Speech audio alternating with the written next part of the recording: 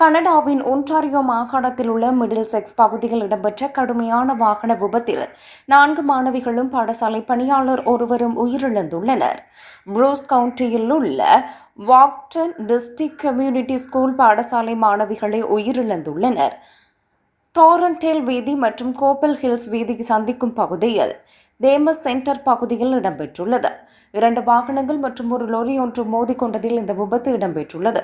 முதல் வாகனத்தில் இருந்த 33 வயது ஆண் ஒருவர் கடுமையான காயங்களுடன் மருத்துவமனையில் அனுமதிக்கப்பட்டிருந்த போதும் பின்னர் உயிரிழந்தார்.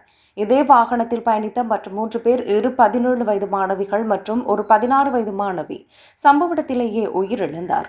5வது பயணியான 16 வயது மாணவி ஒருவர் விமானம் மூலம் மருத்துவமனைக்கு கொண்டு செல்லப்பட்ட போதும் சிகிச்சை பலனின்றி உயிரிழந்தார்.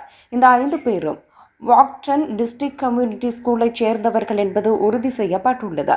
2வது வாகனத்தின் சாரதியும் பயணியும் மற்றும் லொரியின் சாரதியும் சிறிய காயங்களுடன் உயிர் தப்பியதாக தெரிவிக்கப்படுகிறது.